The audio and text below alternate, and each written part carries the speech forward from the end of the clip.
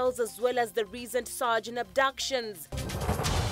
He should not be released, because when he's released, tomorrow another person will die. Prosecutors, please don't allow that bond. Residents of Nyakach staged demos outside Nyando Law Court, demanding the detention of a suspected serial assailant. The accused persons shall remain in custody. They'll be remanded at GK main prison.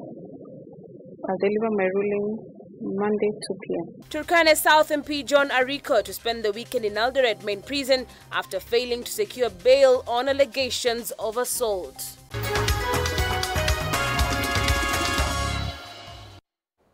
Thank you for joining us once again. Now, President William Ruto has assigned the Prime Cabinet Secretary Musalia Mudavadi as acting CS for ICT. Environment CS Aden Duale will also be acting as the CS for Agriculture, and Salim Vuria as the acting CS in the Ministry of Trade.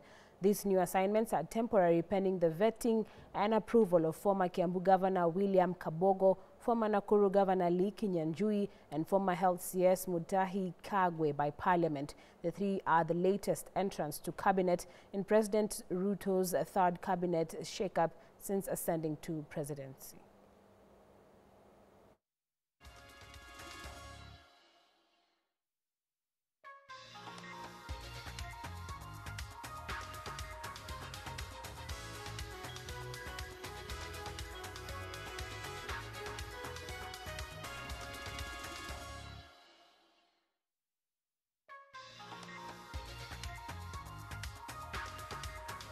The head of creative economy, Dennis Itumbi, and Manyata MP Gitonga Mukunji clashed over the regulation of social media and the ongoing issue of abductions in the country. This comes amidst rising calls to end abductions against perceived government critics.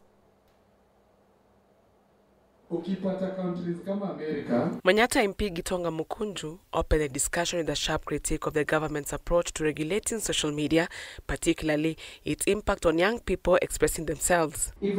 He also raised concerns about the alarming rise in abductions, calling for urgent intervention. We have given police 24 hours to produce Billy Mwangi, save and count.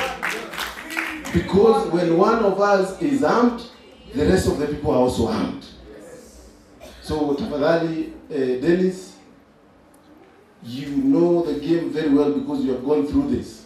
He further urged political leaders who cannot handle criticism on social media should simply stay away. I just want to quote when the former president found it intolerable to look at the social media.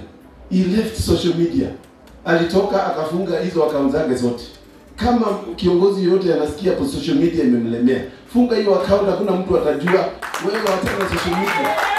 In response, Dennis Itumbi, the event chief guest, dismissed Mukunji's remarks, accusing him of contradicting the government he represents. Itumbi urged the MP to focus on actionable solutions instead of issuing ultimatums. During that time, and you and me were technically in opposition, we didn't read Manamano. This is your government. You're elected under the ticket of this government. Don't demonstrate against us. Lead us. Lead all of us, and we will come behind you to go and visit the family, to go and support them, to go and sing with them, to go and worship with them. So that then, to say to government, you must do your bit of investigation. But ultimatums do not necessarily produce the result. On social media, Itumbi encouraged young people to harness its potential as a tool for income generation and positive engagement, while cautioning against its misuse for harmful purposes. If you spend the rest of your time on social media on what we call negative algorithm, you will get very many views but very little pay. If you spend a lot of it on positive algorithm, even if you don't get much views, you're going to get higher pay. Negative algorithm is good when you are looking for followers and views to go a celeb. But positive algorithm is good when you want to pay some for money. The choice is yours. Where do you want to be? The exchange highlighted the ongoing tension between addressing freedom of expression and ensuring responsible social media use, as well as tackling pressing security issues like abductions. Eunice Omolo, K24 TV. Elsewhere, residents of Nyakach staged demonstrations outside the Nyando Law Courts demanding the detention of a suspected serial assailant. The red crowd accused the suspect of terrorizing and maiming individuals in the area with repeated assaults over time. They claimed that despite numerous accusations, Juma has consistently been released on bond, further endangering the community. The latest incident allegedly occurred on October 30th, 2024 in K24 town, Nyakach constituency. Juma is accused of attacking a man with a machete and chopping off his hand during a dispute. Kuna wale ambao wanaua watoto wa wenzao. Na hiyo si hatia nzuri. Nasema ya kwamba hata kuna mmoja alitolewa huko Nairobi, alikuwa ameenda kujificha Nairobi. Polisi wakatita wakamtafuta mpaka wakampata. Na sasa hivi wamempeleka kotini. Alafu wanataka kumtoa kupitia bond. Na ako na bonds anapita, akikuja anatolewa, akikuja anatolewa. Wanasiasa wanatumia wana youth, wanaua watu huko Nyakach. Lakini akisashikwa akaletwa kotini hapa, anatolewa na bond. Hata leo tumesikia uvumi, fununu inakuja ya kwamba ati kuna 200,000 ya bond yenye imeletwa hapa kwa court. Sasa tunaomba ya kwamba prosecutors, please don't allow that bond. Msichukue pesa, akitolewa hapa, akirudi Nyakach bado ataua watu. We are appealing to court that he should not be released, because when he's released, tomorrow another person will die. Today another person will die. So we are tired of burying our people. In the circumstances, therefore, I do enter plea of not guilty. The defense counsel to be supplied with witness statements and any other documents prosecution wish to rely on in their case. Owing to the riots this morning outside the court's gate that I got wind of while at the Aga Khan hospital, I would not wish to endanger the accused's life by granting him bond or cash bail, only for him to end up being lynched by irate members of the public. Turana South MP John Ariko will spend his weekend in Eldoret main prisons after he failed to secure his bail in Eldoret Law Court for allegations of assault, false abduction, among other charges. According to the charge sheet, it is also indicated that on diverse dates between 29th day of April 2024 and 2nd day of May 2024 at unknown time and place, the MP with his friends prevented the execution of a criminal process by police officers. The ruling of free bond will be delivered on Monday at 2:30 p.m.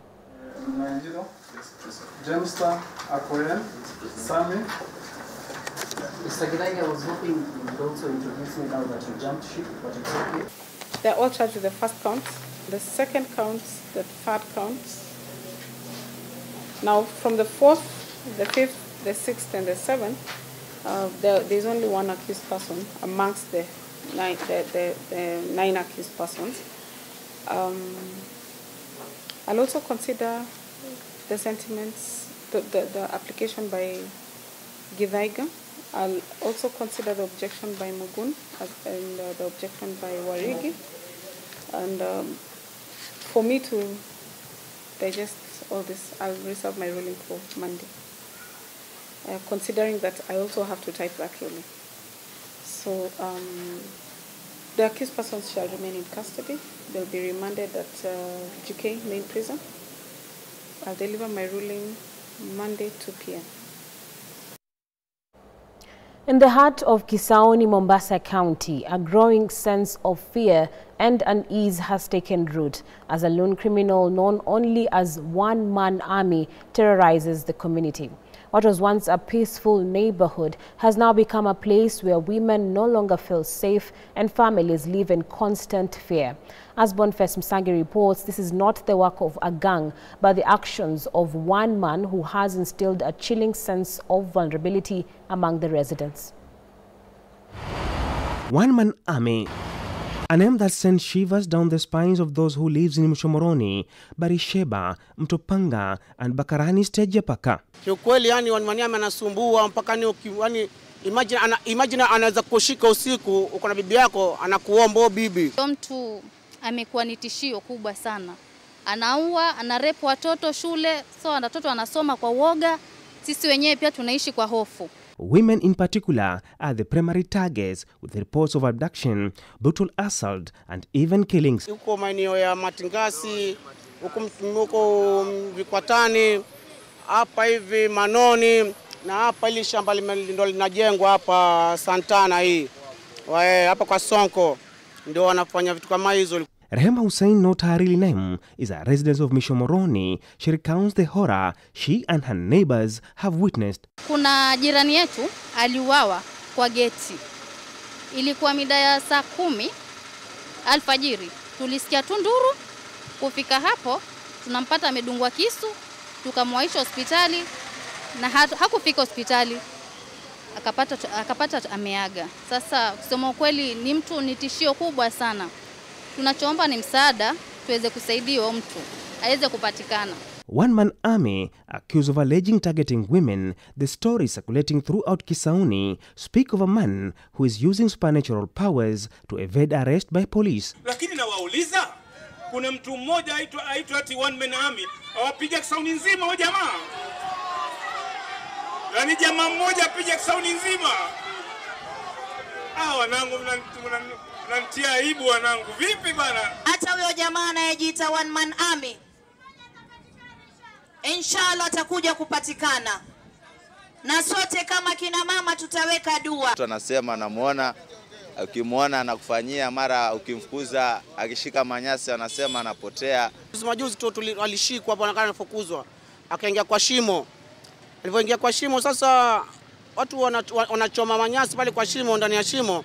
Lakini nasikia alipokutokezea paka tu akaenda zake. Sasa sijui kama ni yeye alikuwa ajibadilisha ama sijui ni nini kunaendelea.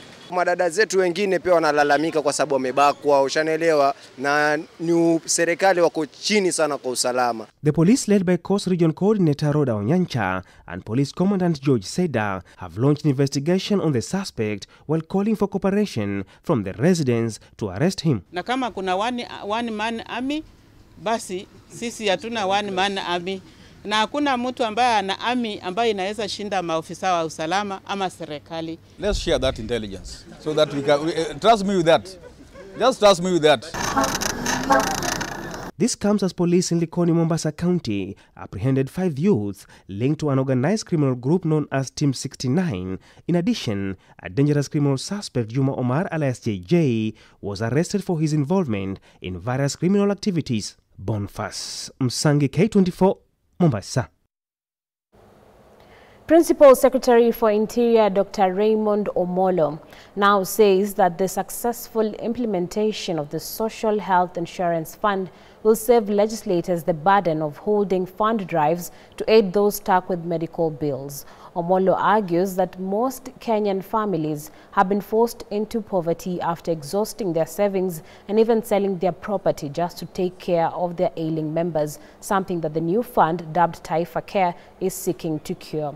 He was speaking at Nina Primary School grounds in North Alego location, Siaya County, during an event organized by the Attorney General Dorcas Oduor, where government services were taken to the people in the grassroots. The PA has called on Kenyans to register in large numbers so as to make it a success. TAA Care is that when you are sick, if you go to a hospital, you'll be able to get the medical attention that is required. You'll be able to have the doctors attend to you, the hospitals will have the medicines that you need, and most importantly, this program and process would allow us to improve the health care facilities that we have. The other critical thing is that the highest reason, or the biggest reason why most families have gone into poverty is because of healthcare. We've had families sell their properties, even exhaust their savings because they are taking care of their loved ones. Under the Universal Healthcare Program that is being championed by His Excellency President Ruto, once all Kenyans are registered and those who have the capacity to pay, then we will be able to take care of each and every individual in this country. And therefore, it's important that if you haven't registered, let's take advantage of the opportunity that has been availed by the Attorney General to make sure all of us are registered at TAA Care. Residents of Utange in Kisauni are facing the threat of eviction after receiving a 15-day demolition notice from what they claim is an absentee landlord of a disputed 3-acre plot of land. Despite holding court orders in their favor, they are accusing police on grounds of siding with the landlord.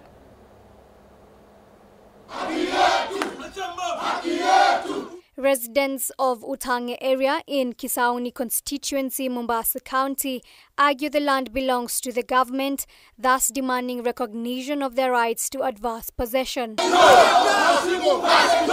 They say they have lived on the land for decades and are now under threat of losing their homes. From tarehe 9 mpaka 15 days ikisha tu tumevunja hizi nyumba zetu, ama sivyo akija kutuvunjia itabidi sisi tulipe gharama za kuvunjiwa mpaka nyumba zetu. Kwa hivyo sisi tuwaomba serikali. Sisi ni wananchi, mimi nimezaliwa hapa, sasa nina umri wa miaka 50. Na sijakaa tu. Tumeapply, hili shamba ni la serikali, tumeapply, tukajibiwa na watu wa lands, karatasi zetu ziko kwa hii bunch. The dispute has already seen some homes demolished, though local leaders stopped further destruction.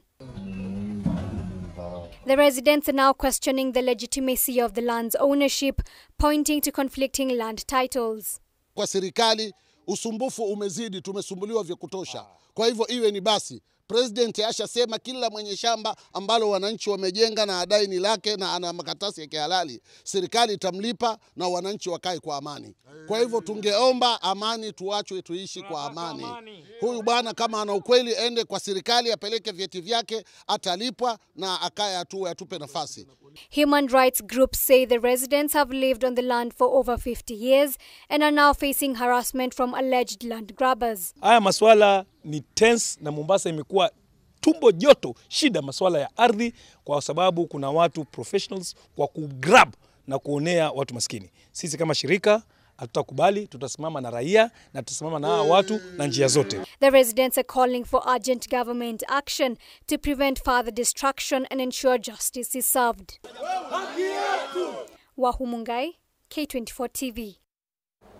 Well, that update takes us to a short break. More to come. Stay with us.